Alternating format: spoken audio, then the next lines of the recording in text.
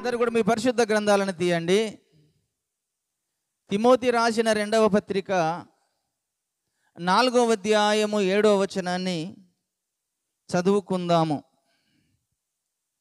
మంచి పోరాటము పోరాడి తిని, నా పరుగు కడముట్టించి తిని, విశ్వాసము కాపాడుకొంటిని. ఇక మీదట నా కొరకు నీతి కిరీటం ఉంచబడి ఉన్నది. ఆ దినమందు నీతిగల న్యాయాధిపతి అయిన ప్రభువు అది నాకు మాత్రమే కాకుండా తన ప్రత్యక్షతను ఆపేక్షించు వారందరికీ అనుగ్రహించును. దేవుని బిడ్డలారా, చదువుకున్న వచన భాగాన్ని ఒక్కసారి పరీక్షించుకుందాము. అపోస్తలుడైనటువంటి పౌలు గారు తిమోతి అనేటువంటి తన సొంత కుమారునికి ఈ పత్రిక 2వసారి రాస్తున్నాడు. మొదటిసారి ఒక పత్రిక రాసిండు, అది మొదటి పత్రిక అన్నాడు. 2వసారి ఒక పత్రిక రాస్తున్నాడు కనుకనే అది 2వ పత్రిక. మొదటి పత్రికలో తన కుమారుడైన తిమోతికి చాలా విషయాలు చెప్పాడు. ఎందుకంటే తిమోతి తను ఏర్పాటు చేసుకొని తన సేవ కొరకు పిలుచుకొని పౌలు ద్వారా మంచి సాక్ష్యము కలిగిన వాడు, సేవ చేస్తున్నటువంటి వాడు, పౌలు దగ్గర ఎదిగినటువంటి వాడు, పౌలు యొక్క వాక్యమును విని ఆయనతో రక్షించబడి ఒక మంచి సేవకునిగా తయారు చేయబడుతున్న వ్యక్తి ఈ యొక్క తిమోతి గారు. కనుకనే పౌలు గారు తిమోతిని నా కుమారుడా అని సంబోధిస్తూ వచ్చాడు. ఇక్కడ కుమారుడు అంటే పౌలు గారు శరీరక సంబంధమైన కన్న కుమారుడు కాదు, ఆత్మ సంబంధమైన కన్న కుమారుడు. దేవునికి స్తోత్రం కలుగునుగాక. బాప్తిసం ఇచ్చి రక్షణలోకి తీసుకొచ్చి వాక్యములో పెంచి ఒక సేవకునిగా తయారు చేసిండు కనుకనే ఆత్మలో కన్న కుమారుడు. కనుక ఆ కుమారునికి మొదటి పత్రికలో కొన్ని విషయాలు చెప్పాడు. ఈ 2వ పత్రిక రాస్తూ అందులో కొన్ని విషయాలు చెబుతున్నాడు. మొదటి పత్రికలో ఏమని చెబుతున్నాడంటే ఒకసారి చూడండి. మొదటి పత్రికలోకి వద్దాం. మొదటి అధ్యాయంలోకి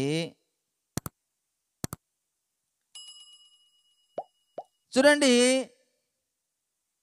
మొదటి అధ్యాయములోకి వచ్చినప్పుడు ఆ కుమారునికి రాస్తూ అంటున్నాడు, మొదటి వచనములోనే, మన తండ్రి అయిన దేవుని యందును ప్రభువైన యేసుక్రీస్తునందును ఉన్న తెస్సలోనికీయుల సంఘమునకు పౌలను, సిల్వానును, తిమోతియును శుభమని చెప్పి వ్రాయున్నది అని ఆరంభము చేసి ఇక్కడ చెబుతున్నాడు. ఈ అధ్యాయంలో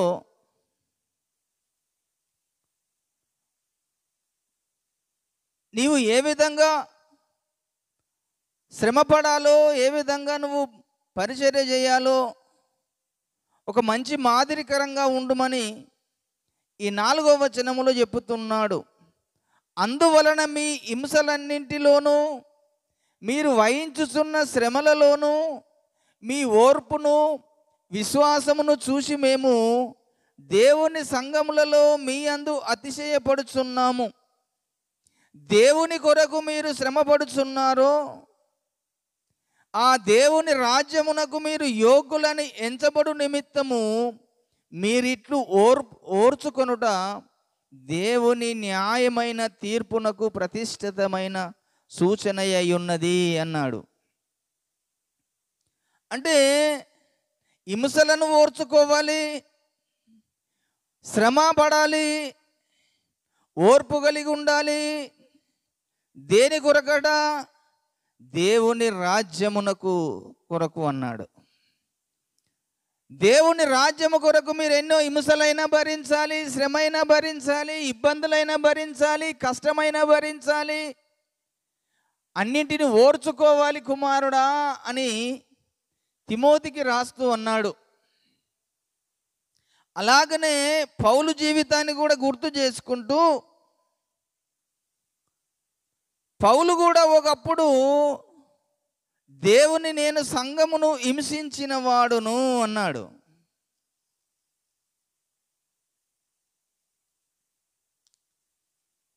నేను దేవుని సంఘమును హింసించిన వాడను అన్నాడు 12వ వచనములో. పూర్వము దూషకుడను హింసకుడను హానికరుడనైన నన్ను తన పరిచర్యకు నియమించి నమ్మకమైన వానిగా ఎంచినందుకు నన్ను బలపరిచిన మన ప్రభువైన క్రీస్తు యేసునకు కృతజ్ఞుడనై ఉన్నాను. తెలియక అవిశ్వాసము వలన చేసి తిని గనుక కనికరించబడి తిని. ఒకప్పుడు పౌలు గారు చాలా హింసకుడు, దూషకుడు, హానికరుడు. ఏ విధమైన హానికరుడు, ఏ విధమైన దూషకుడు అని మనం ఆలోచన చేస్తే పౌలు మారక మునుపు సౌలుగా ఉన్నాడు. సౌలుగా ఉండి దేవుని సంఘాన్ని హింసించినవాడు, దేవుని బిడ్డలను క్రూరంగా చంపినవాడు, దేవుని సంఘమును పాడు చేసినవాడు. యేసుక్రీస్తు పిల్లలంటే యేసుక్రీస్తును అంగీకరించిన వారు పరిశుద్ధులు ఎక్కడున్నా వారి యొద్దకు వెళ్ళి వారిని ఘోరాతి ఘోరంగా కొట్టేటువంటి వాడు, చంపేటువంటి వాడు, హింస చేసేటువంటి వాడు. చూడండి, అపోస్తుల కార్యము 8వ అధ్యాయంలోకి రండి. అపోస్తుల కార్యము 8వ అధ్యాయంలో ఆయన చేసిన పని కనబడుతుంది ఇక్కడ.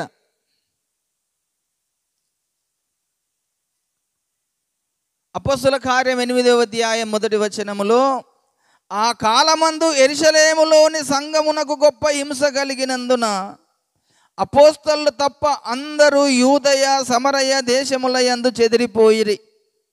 భక్తి గల మనుషులు స్టెఫెనును సమాధి చేసి అతన్ని గూర్చి బహుగా ప్రాలాపించిరి. అయితే సౌలైతే ఇంటింట జొచ్చి పురుషులను స్త్రీలను ఈడ్చుకొని పోయి చెరసాలలో వేయించి సంఘమును పాడు చేయుచుండెను. పౌలు గారు చేసే పని ఇది. ఎలాంటిదట? ఇంటింట చూస్తున్నాడు సౌలు గారు. పురుషులనని స్త్రీలనని ఈడ్చుకొని పోయి చెరసాలలో వేయించి సంఘమును పాడు చేసేటువంటి వృత్తి కలిగిన వ్యక్తి ఒకప్పుడు ఈ సౌలుగా ఉన్నటువంటి పౌలు గారు. కానీ ఇలాంటి వ్యక్తి ఒక దినమున దమస్క్ అనే ప్రాంతానికి వెళ్తున్నాడు. దమస్క్ అనే ప్రాంతానికి వెళ్తుంటే ఎందుకు వెళ్తున్నాడు? దమస్కులో దేవుని పిల్లలు ఉన్నారు, దేవుని సంఘం ఉన్నది. ఆ సంఘాన్ని పాడు చేయాలి, వారిని హింస చేయాలి, వారిని చంపాలి, వారిని కొట్టాలన్నటువంటి విధానంలో దమస్కు వెళ్తున్నాడు ఈ యొక్క సౌలు.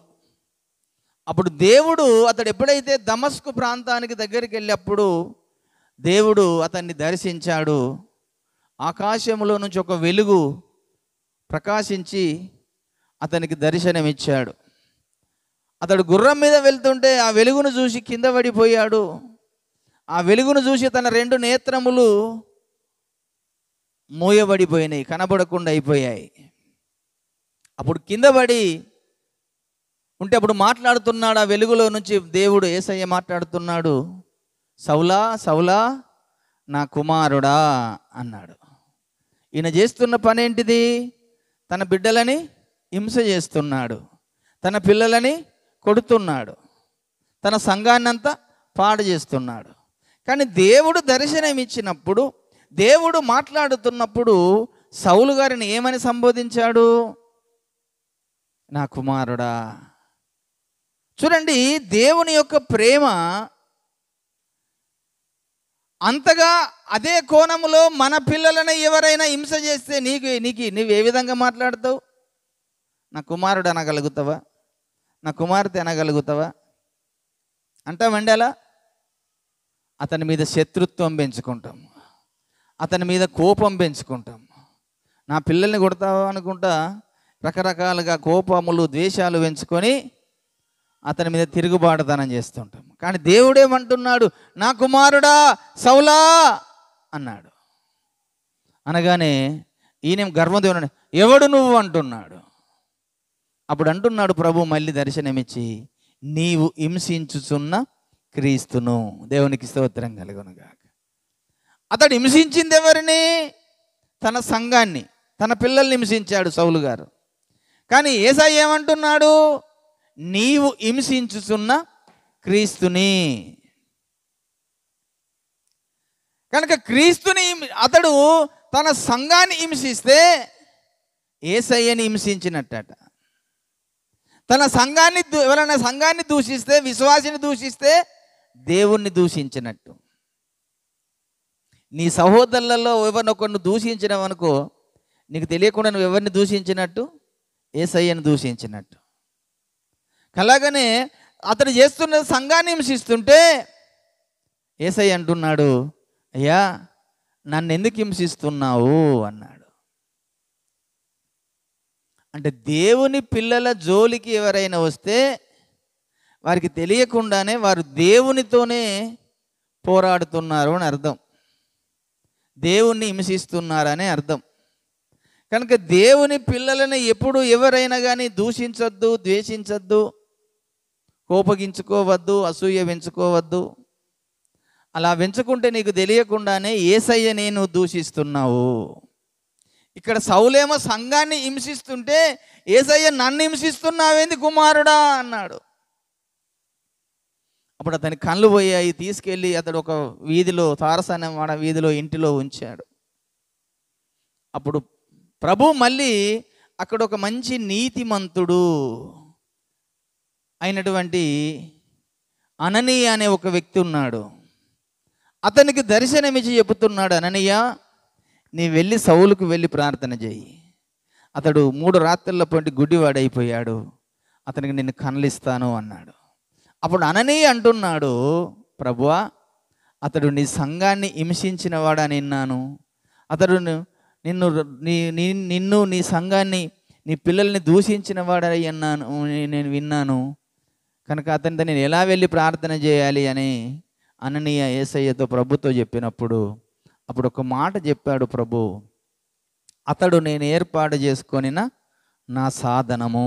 దేవునికి స్తోత్రం కలుగునుగాక. ఆ వచన భాగాన్ని చూడండి. 9వ అధ్యాయంలో 10వ వచనం చదువుతున్నాను.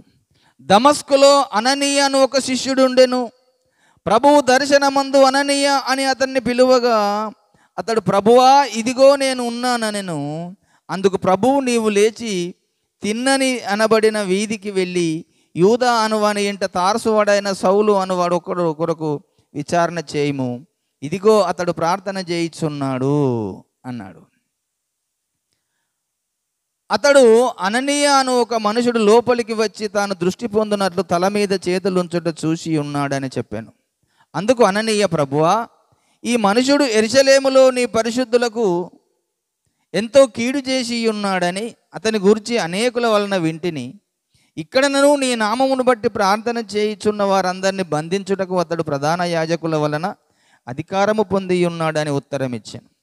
అందుకు ప్రభువు, నీవు వెళ్ళుము, అన్యుల ఎదుటను రాజుల ఎదుటను ఇశ్రాయేళ్ల ఎదుటను నా నామము భరించుటకు ఇతడు నేను ఏర్పాటు చేసుకున్న నా సాధనమై ఉన్నాడు. ఇతడు నా నామము కొరకు ఎన్ని శ్రమలను అనుభవించవలెనో నేను అతనికి చూపుదునని అతనితో చెప్పాను. దేవునికి స్తోత్రం కలుగునుగాక. ఇక్కడ చూడండి, అతడు ఇంకా రక్షణలోకే రాలేదు, కానీ దేవుని ప్రణాళికలో ముందుగానే అననీయకు చెప్పుతున్నాడు, అతడు నేను ఏర్పాటు చేసుకున్న నా సాధనము. ఇంతకాలము అతడు నా సంఘాన్ని హింసించాడు, నా ప్రజలను హింసించాడు, నన్ను హింసించాడు, పరిశుద్ధులనల్లా తీసుకెళ్ళి శిరసాల్లో వెచ్చి చంపుతూ వచ్చాడు. కానీ ఇక మీదట నేను అతన్ని ఎన్నుకున్నాను, నా నామము నిమిత్తము అతడు ఎన్ని హింసలు భరించాలో, ఎన్ని నిందలు భరించాలో, ఎన్ని అవమానాలు భరించాలో నేను అతనికి తెలియజేస్తాను. అన్య జనుల యుద్ధకు వెళ్తాడు అతడు, రాజుల యుద్ధకు వెళ్తాడు అతడు, ఇశ్రాయేలు యుద్ధకు వెళ్తాడు అతడు. నా నామము నిమిత్తము అతడు ఎన్నో శ్రమలు అనుభవించవలసిన విషయాలు ముందున్నవి. నువ్వు వెళ్ళి అతనికి ప్రార్థన చేయి అన్నాడు. అందుకనే ఒక్కొక్కసారి దేవుడు మాట్లాడుతున్నప్పుడు దేవుడు చెప్పింది మనం చేయాలి, కానీ దేవునికి ఎదురు ప్రశ్నలు వేయకూడదు. దేవునికి ఎప్పుడు ఎదురు ప్రశ్న వేసి మాట్లాడకూడదు. కనుకనే అననీయ అలాగనే అంటున్నాడు, ప్రభువా అతడు నీ సంఘాన్ని హింసించాడు కదా, నేను వెళ్ళి ఎలాగ ప్రార్థన చేయమంటావు? నీ పిల్లలని, నీ పరిశుద్ధులను చంపాడు కదా, నేను ఎలాగెళ్ళి ప్రార్థన చేయమంటావని ఈయన దేవునికి ఎదురు ప్రశ్న వేస్తున్నాడు. అరే నేను చెప్పింది చేయి బాబు నువ్వు అని దేవుడు చెబుతుంటే అతనికి తిరిగి దేవునికి మనం ఎదురుగా మాట్లాడుతున్నారు. ఈ రోజుల్లో సంఘము కూడా అలాగనే తయారవుతుంది, ప్రజలు కూడా ఆ విధంగానే తయారవుతున్నారు. దేవుడు చెప్పిన మాట కంటే లోకపు చెప్పిన మాటను ఎక్కువగా పాటిస్తున్నారు, దయ్యము చెప్పిన మాటను ఎక్కువగా పాటిస్తున్నారు. కానీ దేవుని మాటని మనం పాటించకుండా ఉంటున్నాం, దేవుని వాక్యమును పాటించకుండా ఉంటున్నాం. కనుక దేవుడు ముందుగానే పౌలు యొక్క గురించి తెలుసుకున్నాడు, అతనికి తెలియజేశాడు. అతడు నా నామము నిమిత్తము ఎన్నో శ్రమలు అనుభవించవలసి ఉన్నది, ఎన్నో బాధలు అనుభవించవలసి ఉన్నది, ఎన్నో నిందలు అనుభవించవలసి ఉన్నది, నువ్వు వెళ్ళి ప్రార్థన చేయిపో అన్నాడు. అప్పుడు వచ్చి అననీయ అతని మీద చేతులుంచి ప్రార్థన చేయగానే అతని కళ్ళల్లో ఉన్న పొరలు రాలిపోయి అతడు చక్కగా బాప్తిసం పొంది పరిశుద్ధాత్మతో నింపబడిన వాడై నాట నుంచి దేవుని పని కొరకు నిలబడిన వ్యక్తే ఈ సౌలు పౌలుగా మారిపోయాడు. దేవునికి స్తోత్రం కలుగునుగా. అక్కడి నుంచి పౌలు గారు అనేక ప్రజల ఎదుట, అనేకటువంటి రాజుల ఎదుట దేవుని పని నిమిత్తము, దేవుని సువార్త నిమిత్తము అతడు ఎంతగానో ముందుకెళ్తున్నాడు. దేవుని పని కొరకు ముందుకెళ్తే అతడు కూడా ఆకటి తప్పులు అలమటించుకుంటూ, ఎన్నో ఉపవాసాలు వండుకుంటూ, నిలవరమైన నివాసము లేక, తిందామంటే తిండి లేని స్థితిలో ఎన్నో రకాలుగా అనుభవించారట పౌలు గారు. చూడండి, 1 కొరింథీ పత్రికలోకి వద్దాం ఒకసారి. 1 కొరింథీ పత్రిక 4వ అధ్యాయంలోకి వస్తే, ఈ 4వ అధ్యాయము 10వ వచనం చదువుతున్నాము, లేదా 9 నుంచి చదువుతున్నాను. చూడండి, మరణదండన విధించబడిన వారమైనట్లు దేవుడు అపోస్తలులమైన మమ్మును అందరికంటే కడపట ఉంచి ఉన్నాడని నాకు తోచుతున్నది. మేము లోకమునకు, దేవదూతలకును మనుషులకును వేడుకగానున్నాము. మేము క్రీస్తు నిమిత్తము వెర్రివారము, మీరు క్రీస్తు నందు బుద్ధిమంతులు. మేము బలహీనులము, మీరు బలవంతులు. మేము గనులు, మీరు గనులు, మేము గణహీనులము. ఈ గడియ వరకు ఆకలి దప్పులు గలవారము, దిగంబరులము, పిడిగుద్దులు తినుచున్నాము, నిలువరమైన నివాసము లేక ఉన్నాము. స్వహస్తములతో పనిచేసి కష్టపడుచున్నాము, నిందింపబడి దీవించుచున్నాము, హింసింపబడి ఓర్చుకొనుచున్నాము, దూషించబడి బతిమాలు కొనుచున్నాము. లోకమునకు మురికిగాను అందరికి పెంటగాను ఇప్పటి వరకు ఎంచబడి ఉన్నాము. హల్లెలూయా. చూడండి, ఈ పౌలు గారి యొక్క జీవితంలో అతడు ఎన్నో రకాల శ్రమలు అనుభవించాడట, ఎన్నో రకాల బాధలు అనుభవించాడు. దేవుడు ఒక సేవకుణ్ణి ఎన్నుకుంటే, ఒక సేవకుణ్ణి పిలుచుకున్నప్పుడు ఆ సేవకునికి చాలా రకాల పోరాటాలు ఎదురవుతుంటవి. ఎన్ని రకాల పోరాటాలు అంటే, సేవకునికి వచ్చినటువంటి పోరాటము ఎవరికి కూడా రాదండి ఈ లోకంలో. ఎందుకంటే దేవుడు ఈ లోకములో ఒక సేవకుని ఎన్నుకున్న తర్వాత ఈ లోకములో ఉన్నటువంటి సాతాను ఆ సేవకుని మీద దృష్టి పెడతాడు. ఒక సాతానుడు ఒక్కడే కాదు, సాతాను అనుచరులు పెడతారు. రాజుల దృష్టి ఉంటుంది, అధికారుల దృష్టి ఉంటుంది. అనేకులను ఈ లోకములో ఉన్నటువంటి అధికారుల ద్వారా, నాయకుల ద్వారా, ప్రజల ద్వారా, సమాజపు ద్వారా, సాతాను ద్వారా అనేకులతో ఒక పోరాటంతో కూడుకున్నటువంటిదే సేవకుని యొక్క జీవితం.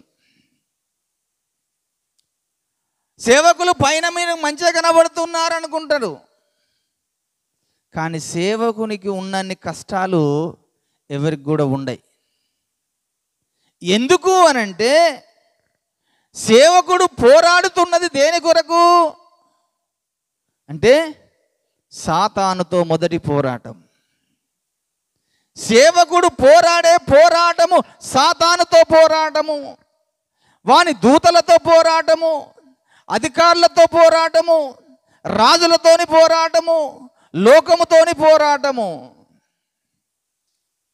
ఇన్ని రకాల పోరాటాల మధ్య సేవకుడు దేవుని పని జరిగించాలి. ఆ పోరాటము ఎందుకొరకు అని మనం ఆలోచన చేస్తే, ఒక సేవకుడు అనే వ్యక్తి దేవుని రాజ్యమును కట్టేవాడు. ఒక వ్యక్తిని పాపము నుంచి విడుదల కలగజేసి పరిశుద్ధులుగా చేసి దేవుని రాజ్యమునకు ఒక వ్యక్తిని తీసుకుపోయేటువంటి వాడు. అలాంటి పని పూనుకున్న సేవకునికి ఈ లోకములో ఉన్న అధికారి అయిన సాతాను వాని వశములో లోకానంతా ఉంచుకున్నాడు గనక, ఈ లోకములో ఉన్న ఈ అధికారంలో నుంచి, వాని అధికారంలో నుంచి ఒక వ్యక్తిని ఆ అధికారంలోకి తీసుకుపోతానంటే వాడు ఊరుకుంటాడండి? అస్సలు ఊరుకోడు. కనుకనే పౌలు గారు కూడా నేను ఎఫెసులో ఉన్నప్పుడు మృగములతో పోరాడి తిని అన్నాడు. ఎవరితో పోరాడా పౌలు గారు? మృగములతో పోరాడాడట. కొరింథీయులకు రాసిన మొదటి పత్రిక 15వ అధ్యాయం చూడండి, 32వ వచనం అనుకుంటా. మనుషు రీతిగా నేను ఎఫెసులో మృగములతో పోరాడిన ఎడల నాకు లాభమేమి అన్నాడు. అంటే మనుష్య రీతిగా నేను ఎఫెసులో మృగములతో పోరాడిన ఎడల నాకు లాభమేమి? ఎవరి మృగములు? ఏ మృగములతో పోరాడాడు? ఇక్కడ మనకు ఏమర్థం కావాలి? మృగము అని ఇక్కడ మాట్లాడాడంటే మనం ఈ లోకంలో కొన్ని మృగముల గురించి మనం చూస్తుంటాం కదండి. క్రూరమైన మృగాలు ఏంటి అంటే సింహము, ఎలుగుబంటి, చిరుతపులి, పెద్ద పులి ఇలాంటివి అనుకుంటాం. కానీ పౌలు ఆ మృగములతో పోరాడలేదు. అక్కడ ఒక జనసమూహం ఉన్నది, మృగము లాంటి వారు. ఈ 15వ అధ్యాయములో మృగము లాంటి వారు, ఒక జనసమూహం ఉన్నది, క్రూరత్వము కలిగిన వారు, సాతాను పరిచర్య చేసేవారు, సాతాను యొక్క అనుచరులతో పోరాడాడు. ఎవరు వారు అంటే ఇక్కడ ఈ కొరింథీ సంఘములో ఆయన చేస్తున్నప్పుడు, ఈ పత్రిక రాస్తున్నప్పుడు పునరుత్థానము లేదని చెప్పేటువంటి సద్దుకయ్యల గుంపు ఒకటి కనబడుతుంది. వాళ్ళు పునరుత్థానము లేనే లేదు అని చెప్పేటువంటి వారట. కనుక పునరుత్థానము లేదని చెప్పుతున్నటువంటి ఆ మృగములు సాతాను సమాజపు వారితో ఈయన పోరాడుతున్నాడట. సత్యమును కోసం పోరాడుతున్నాడు. సత్యం చూడండి, ఆ వచనం మీకు గుర్తు చేస్తున్నాను. 12వ వచనం, 15:12 క్రీస్తు మృతుల్లో నుండి లేపబడి ఉన్నాడని ప్రకటించబడుచున్న మీలో కొందరు పునరుత్థానము లేదని ఎట్లు చెప్పుచున్నారు? మృతుల పునరుత్థానం లేని ఎడల క్రీస్తు కూడా లేపి ఉండబడలేదు అని ఆరంభం చేసి ఈ 15వ వచనంలో చెబుతున్నాడు, దేవుడు క్రీస్తును లేపనని ఆయన గురించి మేము సాక్ష్యం చెప్పి ఉన్నాము కదా. మృతులు లేపబడని ఎడల దేవుడు ఆయనను లేపలేదు గనుక మేమును దేవుని విషయమై అబద్ధపు సాక్షులుగా అగుపడుచున్నాము. మృతులు లేపబడని ఎడల క్రీస్తు కూడా లేపబడలేదు. క్రీస్తు లేపబడని ఎడల మీ విశ్వాసం వ్యర్థమే అని ఈ పునరుత్థానము లేదని చెప్పేటువంటి మృగములతో ఆయన పోరాడుతున్నాడంటే, ఈ పునరుత్థానము లేదని చెప్పేటువంటి ఒక సద్దుకయ్యల గుంపు కనబడుతుంది. కనుక యేసయ్య కూడా ఈ సద్దుకయ్యలతో శాస్త్రులతో పోరాడాడు. సత్యమునకు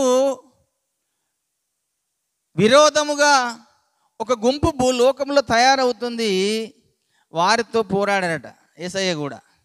ఆ వచన భాగాన్ని మీకు గుర్తు చేయాలంటే మత్తయి సువార్త 22వ అధ్యాయంలోకి రండి. 23వ వచనం.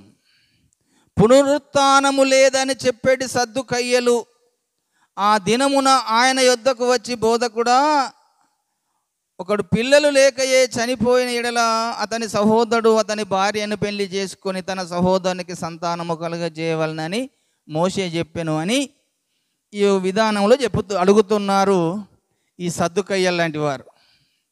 ఈ సద్దుకయ్యలు అంటే ఎవరు అంటే సత్యమునకు విరోధముగా మాట్లాడేటువంటి వారు, అబద్ధమును బోధించేటువంటి వారు, పునరుత్థానము లేదని చెప్పేటువంటి వారు. కనుక వారొచ్చి కూడా యేసయ్యతో అలాగనే అడుగుతున్నారు, అయ్యా ఒక స్త్రీ ఉన్నది, 7 భర్తలు ఉన్నారు, చనిపోయారు, మొదటివాడు రెండవ అందరూ చేసుకున్నారు, చివరికి ఆ స్త్రీ కూడా చనిపోయింది. ఈ స్త్రీ పునరుత్థానమందు ఈమె లేచేటప్పుడు ఎవరికి భార్యగా ఉంటుంది అని అడిగారు యేసయ్యని. అప్పుడు యేసయ్య ఒక మాట అన్నాడు, పరలోకమందు ఎవరు పెళ్లి చేసుకొనరు, పెళ్లికి ఇయ్యరు, వారు దేవదూతల వలె ఉంటారు అన్నాడు. ఆ అధ్యాయంలో మీరు వెళ్ళి చదువుకోండి అవసరమైతే. అక్కడ పునరుత్థానము చెందిన తర్వాత ఈ లోక సంబంధమైనటువంటి కోరికలు, ఇచ్చలు ఆ శరీరానికి ఉండయి. అది దేవదూతల స్వభావము కలిగిన శరీరముతో లేస్తాం. ఇంకక్కడ ఈ శారీరక సంబంధాలు, ఈ శారీరక భార్యాభర్తల సంబంధాలు ఉండేవి ఇంకా శరీరాలకు. కనుకనే వారు దేవదూతల వలె ఉంటారు అన్నాడు. వారికి ఉన్న విధానం ఏంటిది? అసలు పునరుత్థానమే లేదు అని వారి నమ్మకము కనుక, వారు అసత్య బోధ చేస్తున్నారు కనుక, అసత్యములో నడుస్తున్నారు కనుక, ఈ అసత్య బోధ నుంచి తప్పించాలని ఇలాంటి సద్దుకయ్యలే పౌలు గారిని కూడా అక్కడ అడుగుతున్నారు పునరుత్థానము లేదని. ఆ మృగములతో పోరాడుతున్నాడట, సత్యం కొరకు పోరాడుతున్నాడు పౌలు గారు. కనుక మృగములు అనగానే ఈ లోక సంబంధమైన మృగములు కాదు, సత్యవాక్యమునకు విరోధముగా బోధించే దుష్టుల సమూహము, సాతాను సమూహముతో పోరాడాడు పౌలు గారు. కనుక సాతాను సమాజపు వారితో ఒక సేవకునికి అనునిత్యము పోరాటం జరుగుతూనే ఉంది. సాతానుతో నిత్యము పోరాటం జరుగుతూనే ఉంది. సాతానుగాడు ఒక సేవకుని చేసేటువంటి విధానంలో చాలా రకాలుగా సేవకుని మీదికి పోరాటాలు తీసుకొచ్చి పెడతాడు. మొదటి పోరాటం కుటుంబంలోనే ఆరంభమవుతుంది.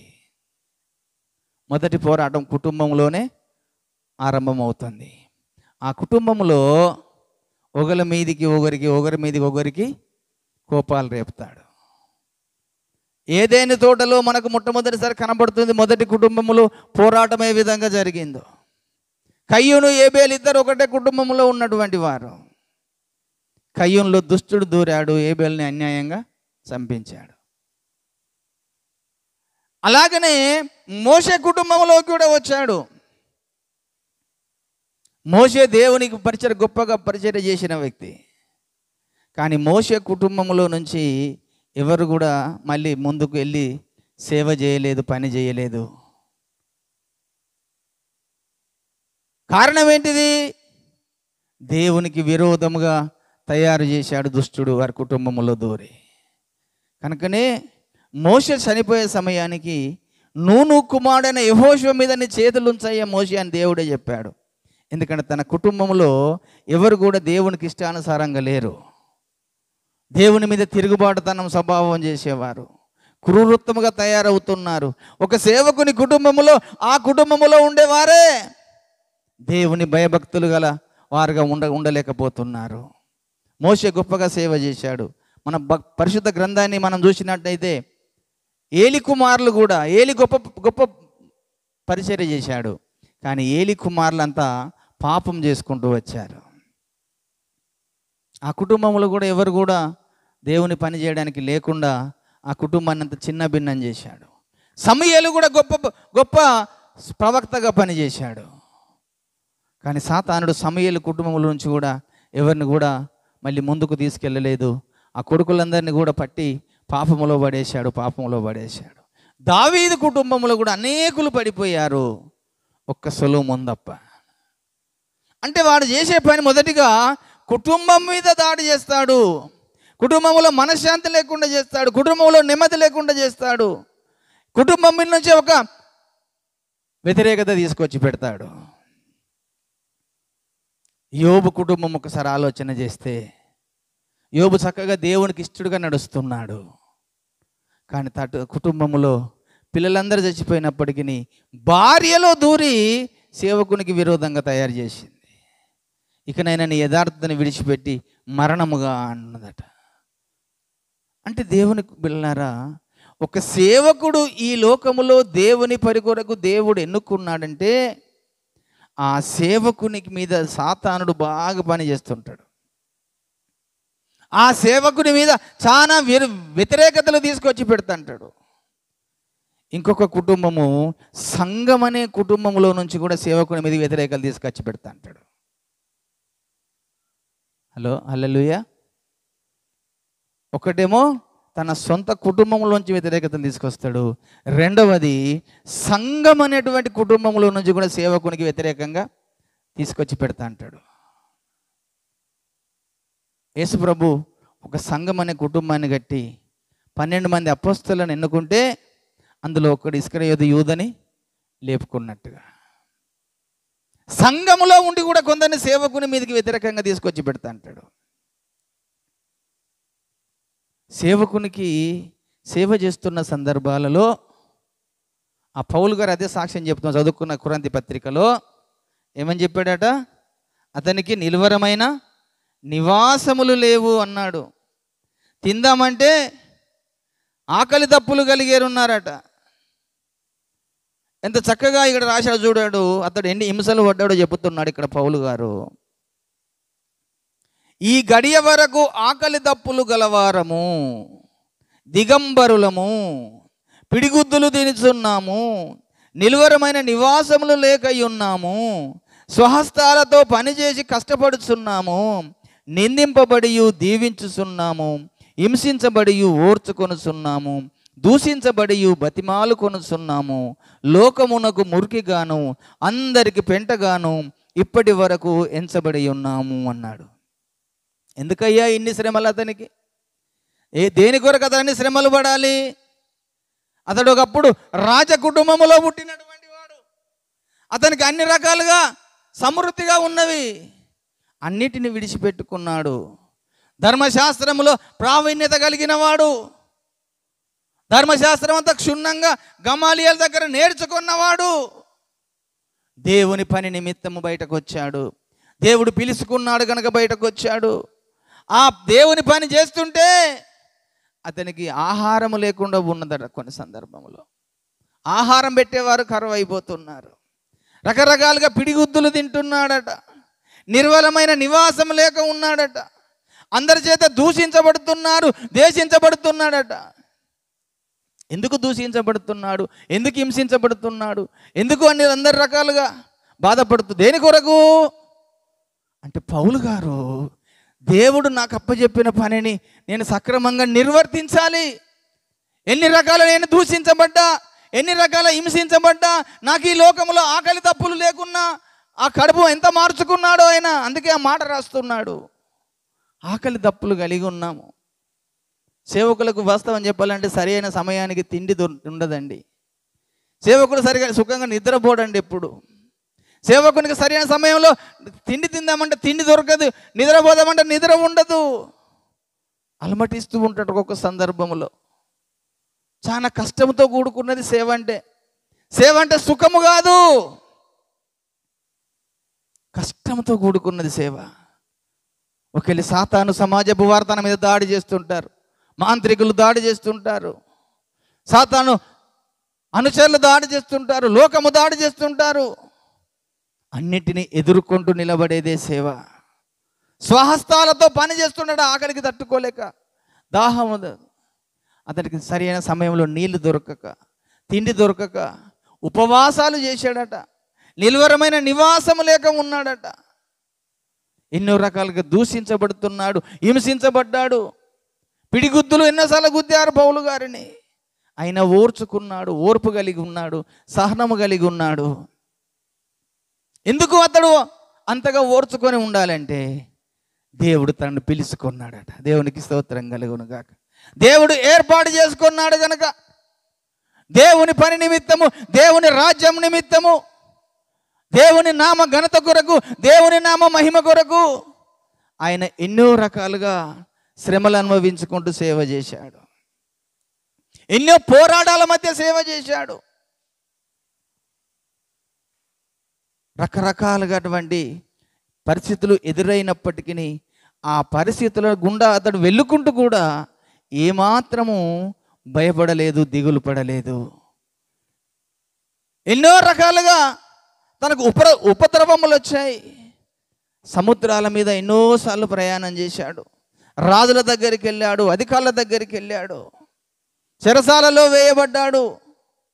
అన్నింటినీ ఓర్చుకుంటూ, అన్నింటినీ తాలుకుంటూ ఆ చివరిసారిగా మనం చదువుకున్న మూలవచనములో తన కుమారుడైన తిమోతికి చెప్పుతున్నాడు.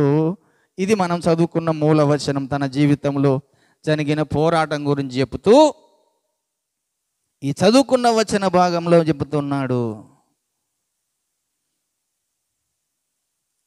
మంచి పోరాటము పోరాడి తిని, నా పరుగు కడముట్టించి తిని, విశ్వాసాన్ని కాపాడుకుంటుని. అంటే మంచి పోరాటము దేని కొరకు పోరాడాడు? మంచి పోరాటం అంటే సత్యము కొరకు మంచి పోరాటం పోరాడాడు. దేవుని వాక్యము కొరకు మంచి పోరాటం పోరాడాడు. దేవుని పని కొరకు మంచి పోరాటం పోరాడాడు. ఎన్ని కష్టాలు వచ్చినా, ఎన్ని బాధలు వచ్చినా, ఎన్ని ఇబ్బందులు వచ్చినా, ఎన్ని ఉపద్రవములు వచ్చినా ఏమాత్రము భయపడకుండా, జడియకుండా అన్నిటిని ఓర్చుకుంటూ, తాలుకుంటూ ఆయన మంచి పోరాటము పోరాడిండు. ఆ పోరాటం గురించి మీద చెప్పుతున్నాడు తిమోతి గారికి. చూడండి 5వ వచనములో ఈ యొక్క 4వ చదువుతున్నాము. సత్యవాక్యమునకు చెవి ఇయ్యక కల్పన వాక్యముల వైపునకు తిరుగు కాలము వచ్చును. అయితే నీవు అన్ని విషయములలో మితముగా నుండుము, శ్రమపడుము, సువార్తికుని పని చేయుము, నీ పరిచర్యను సంపూర్ణముగా జరిగించుము. నేనిప్పుడే పానార్పణముగా పోయబడుచున్నాను, నేను వెడలిపోవు కాలము సమీపమై ఉన్నది అన్నాడు. ఈ అన్ని బాధలు అనిపిస్తే తన కుమారుడు చెబుతున్నాడు, కుమారుడా, కల్పన వాక్యముల వరకు నీ మనసు పెట్టకండి. చాలామంది కల్పన కథలు చెప్పుతారు, కవ్వించే మాటలు చెప్పుతారు, నవ్వించే మాటలు చెప్పుతారు.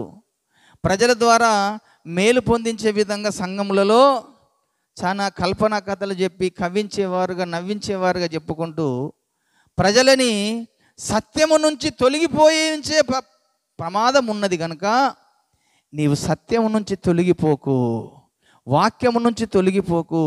నువ్వు కల్పన కథల వైపు నువ్వు ఉండకు. నీవు సత్యము కొరకు దేవుని మాటలు, దేవుని వాక్యము ఉన్నట్లుగా ప్రజలకు తెలియజేయము. నేను వెడలిపోయే కాలం ఒకటి వచ్చి ఉన్నది. నేను మంచి పోరాటం పోరాడిన నా కుమారుడా, నేను ఈ లోకములో మంచి పోరాటం పోరాడిన, సత్యమును నేను స్థాపించాలని, ప్రజలను నేను సంపూర్ణులుగా చేయాలని, నేను దేవుని ఎదుట వాళ్ళని నిలబెట్టాలని, నేను మంచిగా దేవుని కొరకు పని చేసిన, సాతానుతో పోరాడిన, లోకముతో పోరాడిన, అన్ని రకాల అనుభవాలు నేను అనుభవించిన, అయినప్పటికీ నేను ఆ ప్రజలను నేను దేవుని ఎదుట నిలవబెట్టాలి అని అనుకున్నాడట. పౌలు గారి యొక్క ఉద్దేశం ఏంటిదంటే, ఇప్పుడు కొలస్సీ పత్రిక 1వ అధ్యాయం 28వ వచనం చూడండి. ప్రతి మనుషుణ్ణి క్రీస్తునందు సంపూర్ణునిగా చేసి ఆయన ఎదుట నిలవబెట్టవలెనని సమస్త విధములైన జ్ఞానముతో మేము ప్రతి మనుషునికి బుద్ధి చెప్పుచు, ప్రతి మనుషునికి బోధించుచు ఆయనను ప్రకటించుచున్నాము. హల్లెలూయా. ఈయన యొక్క పోరాటం ఏంటిదట? ప్రతి మనుషుణ్ణి క్రీస్తునందు సంపూర్ణునిగా చేయాలన్నటువంటి పోరాటం. మేము అలా సంపూర్ణంగా చేసి ఆయన ఎదుట నిలవబెట్టవలనని వారు పని చేయిస్తున్నారట. సమస్తమైన మంచి జ్ఞానము వారికి బోధిస్తున్నాడట. వారికి మంచి జ్ఞానాన్ని నేర్పించాడు. సంపూర్ణులుగా చేయాలని ఆశ కలిగి ఉన్నాడు. దేవుని దగ్గర నిలబెట్టాలని ఆశ కలిగి ఉన్నాడు. కనుక వారిని ప్రతి మనుషునికి బుద్ధి చెప్పుచు, ప్రతి మనుషునికి బోధించుచు ఆయన ప్రకటించుచున్నాము. అందు నిమిత్తము నాలో బలముగా కార్యసిద్ధి కలుగజేయి ఆయన కార్యశక్తిని బట్టి నేను పోరాడుచు ప్రయాసపడుచున్నాను. దేవునికి స్తోత్రం కలుగునుగాక. ఆయన దేని కొరకు పోరాటమట? ప్రతి మనుషుని నేను సంపూర్ణులుగా చేయాలి. ప్రతి మనుషుని నేను జ్ఞానముతో నింపాలి. ప్రతి మనుషుని నేను క్రీస్తు ఎదుట నిలవబెట్టాలి. ఒక సేవకునికి ఉండే లక్షణాలు, ఈ 3 లక్షణాలు ప్రత్యేక గుర్తుంచుకోనండి. ఏ వ్యక్తి సేవ చేసినా ఈ లోకములో ఉన్నటువంటి దేవుని ప్రజలకు వారిని సంపూర్ణులుగా చేయాలి. అంటే అర్థం ఏంటి? సంపూర్ణులుగా అంటే ఏమాత్రం అసంపూర్తిగా ఉండకుండా ప్రాణము, ఆత్మ, శరీరాన్ని సంపూర్ణులుగా చేసి, పరిశుద్ధులుగా చేసి వారిని క్రీస్తు ఎదుట నిలువబెట్టాలట. అట్టిగా నిలబెట్టడం కాదు, పరిశుద్ధులుగా చేసి నిలువబెట్టాలి ఒక సేవకుడు. ఆ తర్వాత వారికి మంచి జ్ఞానాన్ని బోధించాలి. దేవుని వాక్యము ఉన్నదున్నట్లుగా బోధించాలి. దేవుని సత్యము వారికి ఉన్నదున్నట్లుగా తెలియజేయాలి. కనుక ఇలాంటి యొక్క పని కొరకు నేను ప్రయాసపడి పోరాడుచున్నానయ్యా. నా పోరాటం అంతా సత్యము కొరకు, నా పోరాటం అంతా వారిని పరిశుద్ధులుగా చేయాలని, నా పోరాటం అంతా వారిని జ్ఞానంతో నింపాలని, నా పోరాటం అంతా వారు ఎవరు కూడా తప్పిపోకుండా వారిని నా దేవుని నిలవబెట్టాలని నేను పోరాడుచున్నాను అన్నాడు. ఒక సేవకుని బాధ్యత ఆ విధంగా ఉండాలి. ప్రతి ఒక్క విశ్వాసిని, దేవుని పిల్లలను సంపూర్ణులుగా చేసే ప్రయత్నం చేయాలి. మంచి జ్ఞానంతో నింపే వ్యక్తులుగా తయారు చేయాలి. వారిని దేవుని దగ్గరికి తీసుకెళ్లే విధంగా నడిపించాలి, వారిని ఎదిగించాలి. ఏ విషయంలో పాపముతో రాజీ పడకుండా, పాపమును చేయకుండా వారిని పరిశుద్ధతలో నడిపించే ముఖ్యమైన వ్యక్తే ఈ యొక్క సేవకుడు. అది ఆయన పోరాటమాట. ఆ కింద అందుకే చెబుతాడు, అందు నిమిత్తము నాలో బలముగా కార్యసిద్ధి కలుగజేయు ఆయన క్రియాశక్తిని బట్టి నేను పోరాడుచు ప్రయాసపడుచున్నాను. నాకు దేవుడు నన్ను బలముగా ఎన్నుకున్నాడు, ఏర్పాటు చేసుకున్నాడు, నాకు ఆ శక్తిని ఇచ్చాడు. కనుక ఆ శక్తిని బట్టి నేను వారికి బోధించుచు వారిని ఆ విధంగా తయారు చేస్తే మంచి పోరాటము నేను పోరాడితిని. నేను వెడలిపోతున్నాను నా కుమారుడా తిమోతి, ఇంకా నీవు జాగ్రత్త పడి ఉండుము అని చెప్పుకుంటూ, నేను వెడలిపోవడం అట్టిగా కాదు, ఇక్కడ నేను ఇన్ని రకాల శ్రమపడి, బాధలు పడి, నిందలు పడి, అవమానాలు పడి నేను ఇన్ని రకాల పరిచర్య చేసి మంచి పోరాటం పోరాడాను. కానీ నా కొరకు ఏమున్నదట? ఆయనకు నీతి కిరీటము. దేవునికి స్తోత్రం కలుగునుగాక. ఇప్పుడు ఆ వచన భాగంలోకి వెళ్దాం. చూడండి, ఆ వచన భాగాన్ని 7వ వచనం 8వ చదువుతాను. ఇక మీదట నా కొరకు నీతి కిరీటం ఉంచబడి ఉన్నది. ఆ దినమందు నీతి గల న్యాయాధిపతి అయిన ప్రభు అది నాకు మాత్రమే కాకుండా తన ప్రత్యక్షతను ఆపేక్షించు వారందరికీ అనుగ్రహించును. దేవునికి స్తోత్రం కలుగునుగాక. హల్లెలూయా. ఇలాంటి మంచి పోరాటం పోరాడి మనుషులను చక్కగా నిలవబెట్టి పరిశుద్ధులుగా చేసి జ్ఞానముతో నింపి సత్యవాక్యాన్ని బోధించి వారందరినీ దేవుని రాజ్యం కొరకు సిద్ధపరిచే ప్రతి సేవకునికి కూడా దేవుని దగ్గర ఏమున్నదట? మంచి కిరీటాలు ఉన్నాయి. వాటి కొరకు సేవ చేయాలండి. సేవ చేస్తున్నామంటే ఈ లోకంలో ధనము సంపాదించుకోవడం కొరకు కాదు, ఈ లోకంలో ఒక గొప్ప పేరు ప్రఖ్యాతల కొరకు కాదు. ఈ లోకంలో నేను సేవ చేస్తానని చెప్పుకుంటూ సేవలో రకరకాల మోసాలు చేస్తూ ధనము సంపాదించుకోవడం కొరకు, పేరు ప్రఖ్యాతలు సంపాదించుకోవడం కొరకు, అందరి చేత నేను గొప్పవాడం అనిపించుకోవడం కొరకు చాలామంది సేవ చేయిస్తున్నారు. కానీ అపోస్తలులు ఏమాత్రము ఈ లోకంలో పేరు ప్రఖ్యాతల కొరకు సేవ చేయలేదు. ఏమాత్రం ధనం సంపాదించుకోవాలన్నటువంటి ఉద్దేశం సేవ చేయలేదు. ఈ లోకాన్ని విడిచిన తర్వాత ప్రభువైన దేవుని దగ్గర నాకు ఒక మంచి కిరీటం ఉన్నది నా కుమారుడని అది తిమోతి గారికి చెప్పుతున్నాడు. ఆ కిరీటం కొరకే నేను ప్రయాసపడుతున్నాను, ఆ కిరీటం కొరకే నేను పని చేయిస్తున్నాను, ఆ కిరీటం కొరకే నేను దేవుని సేవ చేయిస్తున్నాను అన్న ఉద్దేశంతో సేవ చేయాలట. న్యాయాధిపతి ఎదురే మనం అందరం ఇక్కడి నుంచి వెళ్ళిన తర్వాత పరలోకం మన దేవుని సమ్మకంలోకి వెళ్ళినప్పుడు ధవలమైన సింహాసనం మీద ప్రభు కూర్చున్నప్పుడు, నీతిగల న్యాయాధిపతి ఆ సింహాసనం మీద కూర్చున్నప్పుడు మనం అందరం వెళ్ళినప్పుడు దేవుడు మన అందరినీ చూస్తుంటాడు. మనం చేసిన పని అక్కడ కనబడుతుంది, చేసిన సేవ అక్కడ కనబడుతుంది. నువ్వు ఏ విధంగా వాక్యం బోధించావో, నువ్వు ఏ విధంగా జ్ఞానంతో నింపావో, ఏ విధంగా పరిస్థితులతో తయారు చేశావో, ఏ విధంగా సంఘాన్ని కట్టావో, ఏ విధంగా సంఘాన్ని నిలబెట్టావో, ఆ ప్రభు దగ్గరికి వెళ్ళినప్పుడు మన సేవ ఆయన దృష్టి కనబడుతుంది.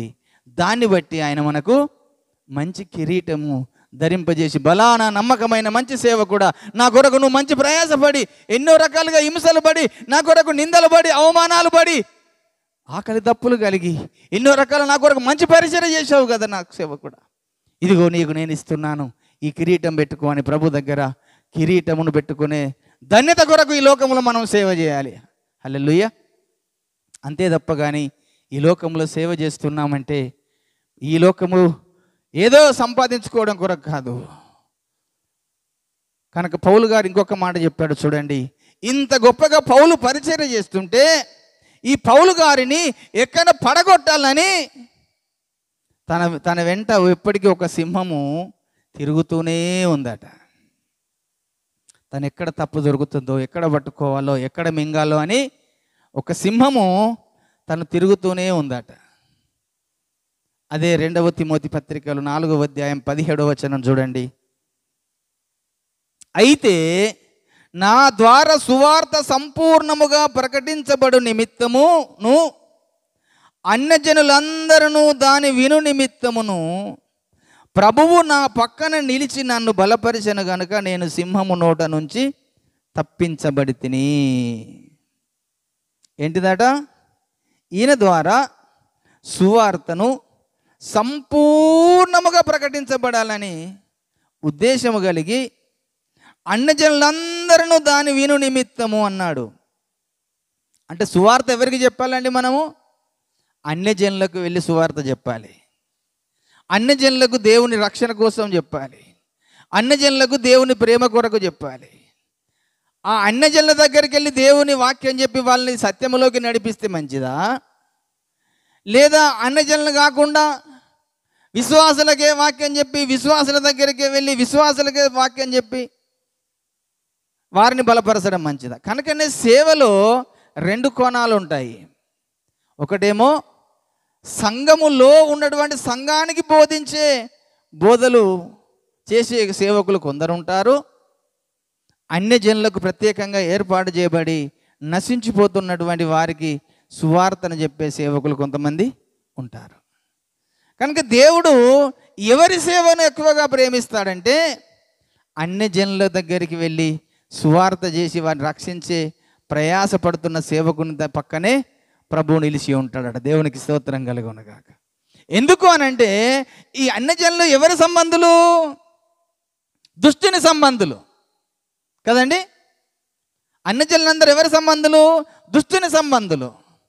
కనుక దుష్టుని సంబంధుల దగ్గరికి సేవకుడు వెళితే సువార్త చెప్తున్నాడంటే సాతాను కోపం రాదు, నా పిల్ల దగ్గరకు వస్తావురా నువ్వు, నా పిల్లకు సత్యం చెబుతావా నువ్వు అని సాతానికి కోపం వచ్చి మన మీద దాడి చేసే ప్రమాదము ఉంది. కనుకనే ఇక్కడ ఆ పౌలు గారు చెప్పిన మాట, నా ద్వారా సువార్త సంపూర్ణంగా ప్రకటించబడు నిమిత్తము ప్రభువు నా పక్కన నిలిచి ఉన్నాడు అన్నాడు అని చెప్పి కింద ఒక అద్భుతమైన మాట, కనుక నేను సింహము నోట నుంచి తప్పించబడి తిని అన్నాడు. ఏ సింహము నోట నుంచి? ఇప్పుడు చెప్పాలి. ఏ సింహము నోట నుంచి తప్పించబడ్డాడట? మొదటి పేతురు పత్రిక 5వ అధ్యాయం 8వ వచనం తీయండి. ఇప్పుడు మొదటి పేతురు పత్రిక 5వ అధ్యాయం 8వ వచనంలో, నిబ్బరమైన బుద్ధి గలవారమై మెలకువగా ఉండుడి, మీ విరోధి అయిన అపవాది గర్జించు సింహం వలె ఎవరిని మృంగుదునా అని వెతుకుచూ తిరుగుచున్నాడు అన్నాడు. ఈ అపవాది ఎవరు? గర్జించు సింహం అట. ఈ అపవాది అనేటువంటి గర్జించు సింహం నోట నుంచి నేను తప్పించబడుతూ వచ్చానయ్యా, ప్రభువు నా పక్కన నిలిచి ఉన్నాడు అన్నాడు. కనుకనే యథార్థంగా సేవ చేస్తున్న వ్యక్తుల పక్కన ఎప్పుడు ప్రభువు నిలబడి ఉంటాడు. ఏ స్థలములోకి వెళ్ళినా, ఏ ప్రాంతానికి వెళ్ళినా ప్రభువు తన వారితో నడిపించుకుంటూ వారిని తీసుకెళ్తారు. అక్కడ ఏమాత్రము దుష్టుడు అతని మీద పని చేయడానికి వీలు ఉండదు. కనుక గర్జించు సింహం అని తిరుగుతున్నటువంటి ఈ అపవాది ఎన్నోసార్లు పౌలుని చంపాలని చూశాడు, పౌలు మీద దాడి చేయాలని చూస్తున్నాడు. ఆయన ప్రభువు తన పక్కన నిలిచి ఉన్నాడట. దేవునికి స్తోత్రం కలుగునుగాక. కనుక ఒక సేవకుని పక్షమున ఎప్పుడు దేవుడు తన పక్షంలోనే ఉంటాడు. ప్రతి కీడు నుంచి తప్పిస్తాడు, అపాయంలో నుంచి తప్పిస్తాడు, వేదన నుంచి తప్పిస్తాడు, శోధన నుంచి తప్పిస్తాడు. ప్రభు సేవ చేస్తున్నటువంటి సేవకుల పక్షమున దేవుడు ఎప్పటికీ వారితో ఉండి వారిని నడిపిస్తాడు. ఆ సింహమేమో ఎక్కడ పడగొట్టాలి, అపవాదం ఎక్కడ పడగొట్టాలి, ఎక్కడ నేను త్రోసివేయాలి, ఎక్కడ నేను సత్యం నుంచి తప్పించాలి, ఇతని మీద ఏ నిందలు వేయాలి, ఏ అవమానాలు భరింపజేసే విధంగా వేయాలి అని రకరకాల నిందలు వేసే సమాజమును తీసుకొచ్చి పెడుతుంది. కొంతమంది నిందలు వేస్తున్నారు, కొంతమంది రకరకాలుగా మాట్లాడుతున్నారు. రకరకాలటువంటి మాటల చేతగా సేవకుడిని అనుకుంటామో మనం. ఇప్పుడు నీ నోటితోనే అనుకుంటున్నవేమో జాగ్రత్త, కానీ ఒకరోజు నేను దేవుడు లెక్కడిగే సమయం ఒకటి ఉంది. ఒకరోజు నువ్వు నీ సేవకునికి విరోధముగా మాట్లాడుతున్నావేమో, ఒకరోజు అక్కడ లెక్కడిగే పరిస్థితి ఉన్నది, మర్చిపోకు. సేవకుడుకు వినబడతలేవు అనుకుంటావేమో, కానీ దేవుడు వింటున్నాడు. జాగ్రత్త, దేవుడు చూస్తున్నాడు. ఒకరోజు దేవుని సముఖంలో నిలబడ్డప్పుడు మనకుంటుంది ఆట అక్కడ. కనుక ఏ సేవకుడైనా ఎవరైనా ఎప్పుడు కూడా ఎవరిని కూడా దూషించద్దు. సేవకునికి మీదికి తిరుగుబాటుతనం చేయొద్దు. సేవకుని మీదికి ఎప్పుడూ రకరకాలుగా మాటలు మాట్లాడతారు సేవకులను పట్టుకొని.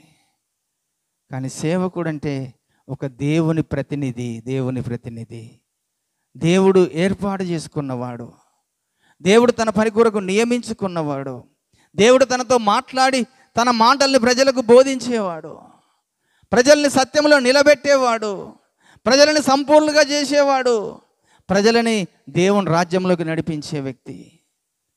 కనుక ఆ సేవకుని మీద దేవుని దృష్టి నిరంతరం ఉంటుంది, సాతాను దృష్టి కూడా ఉంటుంది. వాడిని ఎక్కడ పడగొట్టాలి, ఎక్కడ తప్పు చేయించాలి, ఎక్కడ విరోధంగా లేపాలి, ఏ విధంగా పరిచర్య చేయకుండా చేయాలి అని కుటుంబంలో నుంచే కొంతమందిని లేపుతుంటాడు, సంఘంలో నుంచి కొంతమందిని లేపుతుంటాడు. కనుక ఎట్టికేలకు సేవకుని పక్షమున దేవుడు నిలబడి ఉంటాడట. పౌలు అదే చెప్పాడు, నా పక్కన ప్రభు నిలబడి ఉన్నాడు, నేనేమాత్రము భయపడను, దేనికి భయపడను. ప్రభువు నాకు సహాయం చేస్తుంటాడు. పౌలు గారికి అదే విధంగా అన్ని విషయాలలో సహాయం చేస్తూనే వచ్చాడు. కనుక దేవుని పిల్లలారా, పౌలు గారి జీవితంలో ఆయన చేసినటువంటి పరిచర్య ఎంత అద్భుతంగా చేశాడో పౌలు గారు ఒకటే మాట చెప్పాడు. ఆయన చెప్పి లాస్ట్కు ఒక మాట చెప్తూ సంఘానికి, కొరింథీ సంఘానికి ఒక విషయాన్ని చెప్పాడు. మొదటి కొరింథీ పత్రిక 11వ అధ్యాయము 1వ వచనములో ఒక మాట చెబుతున్నాడు. నేను క్రీస్తుని పోలి నడుచుకున్న ప్రకారము మీరును నన్ను పోలి నడుచుకొనుడి. దేవునికి స్తోత్రము కలుగునుగాక. హల్లెలూయా. నేను క్రీస్తుని పోలి నడుచుకున్నాడు. పౌలు జీవితంలో ఆయన నడుచుకున్న ప్రతి పని విషయంలో నేను క్రీస్తుని మాదిరిగా పెట్టుకొని నడుస్తున్నాను, మీరు నన్ను పోలి నడుచుకొనుడి అన్నాడు. అంటే క్రీస్తుని ఏ విధంగా పోల్చుకున్నాడు పౌలు గారంటే, క్రీస్తు యొక్క బోధ ఏ విధంగా వాక్యాన్ని బోధించాడో, ఏ విధంగా క్రీస్తు ఈ లోకములో తన మాటలు సత్యాన్ని తెలియజేశాడో, నేను కూడా అలాగనే సత్యమును గురించి నేను నడుస్తున్నాను. నేను క్రీస్తు బోధను నేర్చుకున్నాను, క్రీస్తు పోలికలో నడుస్తున్నాను. కనుక సంఘానికి, సేవకులకు అందరికీ మాదిరి ఎవరయ్యా ఇప్పుడంటే పౌలు గారే మాదిరి. దేవునికి స్తోత్రం కలుగునుగాక. ఏ సేవకుడు సేవ చేస్తున్నా, ఏ సేవకుడైనా మొదట క్రీస్తుని చూడాలి, రెండవది పౌలు గారిని చూడాలి. ఆ పౌలు బోధలు ఏ విధంగా ఉన్నాయో, ఈ పత్రికలలో ఏ విధంగా రాశాడో, ఆ పత్రికల ప్రకారము ఆయన నడుచుకున్న ప్రకారము సంఘానికి బోధిస్తే సంఘానికి క్షేమాభివృద్ధి కలుగుతుంది. దేవునికి స్తోత్రం కలుగునుగాక. సంఘం అభివృద్ధి చెందాలి అని అంటే ఈరోజు మనకు అత్యవసరమైనటువంటి బోధ ఏంటిదంటే పౌలు బోధ. పౌలు బోధ అని మనం అనుకుంటున్నాం, కానీ పౌలులో ఉండి బోధ చేసింది పరిశుద్ధాత్మ దేవుడు. హల్లెలూయా. కనుక పరిశుద్ధాత్మ దేవుని బోధ ఈరోజు సంఘానికి అవసరమై ఉన్నది. పౌలు గారిని అట్లా నిలబెట్టుకున్నాడు పరిశుద్ధాత్మ దేవుడు ముందు, కానీ పౌలులో ఉండి పరిశుద్ధాత్మ దేవుడు సంఘముతో మాట్లాడుతున్నాడట. చూడండి, ఒక వచన భాగాన్ని మీకు తెలియజేసి మరొకటి చూపిస్తున్నాను. చూడండి, యేసు ప్రభుల వారు పరిశుద్ధాత్మ గురించి ఏమని తెలియజేశాడో మీరు ఇక్కడ ఒక విషయాన్ని జ్ఞాపకం చేసుకుందాం. యోహాను సువార్త 16వ అధ్యాయము 7వ వచనం చదువుతున్నాను. అయితే నేను మీతో సత్యము చెప్పుచున్నాను, నేను వెళ్ళిపోవుట వలన మీకు ప్రయోజనకరము. నేను వెళ్ళని ఎడల ఆదరణకర్త మీ యొద్దకు రాడు, నేను వెళ్ళిన ఎడల ఆయనను మీ యొద్దకు పంపుదును. ఆయన వచ్చి పాపమును గూర్చియు నీతిని గూర్చియు తీర్పును గూర్చియు లోకమును ఒప్పుకొనజేయును. లోకులు నాయందు విశ్వాసం ఉంచలేదు గనుక పాపమును గూర్చియు నేను తండ్రి యొద్దకు వెళ్ళుట వలన మీరిక నన్ను చూడరు గనుక నీతిని గూర్చియు ఈ లోకాధికారి తీర్పును పొంది ఉన్నాడు గనుక తీర్పును గూర్చియు ఒప్పుకొనజేయును. నేను మీతో చెప్పవలసినవి ఇంకా అనేకములు ఉన్నవి అని చెప్పుకుంటూ ఇంకొక మాట చెబుతున్నాడు 14వ వచనములో, ఆయన నా వాటిలోనివే తీసుకొని మీకు తెలియజేయును గనుక నన్ను మహిమపరచును. హల్లెలూయా. ఈ పరిశుద్ధాత్మ దేవుడు చెప్తున్న మాట 13వ వచనం కూడా, అయితే ఆయన అనగా సత్యస్వరూపైన ఆత్మ వచ్చినప్పుడు మిమ్మును సర్వసత్యములోకి నడిపించును. ఆయన తనంతట తానే ఏమీయు బోధింపక వేటిని వినును వాటిని బోధించి సంభవించబోవు సంగతులను మీకు తెలియజేయును అనగా నా వాటిలోనివే తీసుకొని మీకు తెలియజేయును గనుక నన్ను మహిమపరచును. దేవునికి స్తోత్రం కలుగునుగాక. పరిశుద్ధాత్మ దేవుడు యేసయ్య వెళ్ళిపోయిన తర్వాత పరిశుద్ధాత్మ దేవుడు ఈ లోకానికి వచ్చాడు. పరిశుద్ధాత్మ దేవుడు యేసయ్యలోనివే తీసుకొని సంఘానికి బోధించాడట. కనుక ఇప్పుడు పౌలు గారు పరిశుద్ధాత్మ దేవుని వశములో ఉండి పరిశుద్ధాత్మ చేత నింపబడి పరిశుద్ధాత్మతో నడిపించబడి పరిశుద్ధాత్మ దేవుడు తనకు తెలియజేసిన వాక్యములను పత్రికల ద్వారా రాసి ప్రజలకు తెలియజేశాడు. కనుక నన్ను పోలి నడుచుకోమంటే పౌలును కాదు పోలేది, పౌల్లో ఉన్న పరిశుద్ధాత్మ దేవుని పోలి నడుచుకునే వారంగా ఉండాలి ఈరోజు సంఘం. అప్పుడు సంఘము సర్వసత్యంలోకి నడిపించబడుతుంది. కనుక ఈ లోకములో ఒక సేవకుడు మంచి పోరాడేవాడుగా ఉండాలి. దేవుని పరిచర్యను సక్రమంగా నిర్వర్తించేవారుగా ఉండాలి. పరలోకంలో ప్రభు ద్వారా మంచి కిరీటమును బహుమానం పెట్టించుకొని యుగయుగాలు దేవుని దగ్గర మంచి బహుమానం సంపాదించుకొని బలా నమ్మకమైన మంచి దాసుడా అనిపించుకునే విధంగా ఆ పరిచర్య చేసి ఈ లోకంలో నుంచి వెడలిపోయే కాలం నాకు వచ్చింది అని ఆ యొక్క తిమోతి గారికి పౌలు గారు తెలియజేసినట్టుగా ప్రతి సేవకుడు ఏదో ఒక రోజు ఈ లోకం నుంచి వెళ్ళిపోతాడు. కానీ వెళ్ళిపోయే సమయానికి ప్రభు ద్వారా అక్కడ మంచి కిరీటం సంపాదించుకోవడం కొరకు ప్రయాసపడుతూ ముందుకు సాగాలి. దాని కొరకు మనం ముందుకు నడుద్దాము. ఈ కొద్ది మాటలు దేవుడు దీవించునుగాక. ప్రార్థన చేసుకుందాం.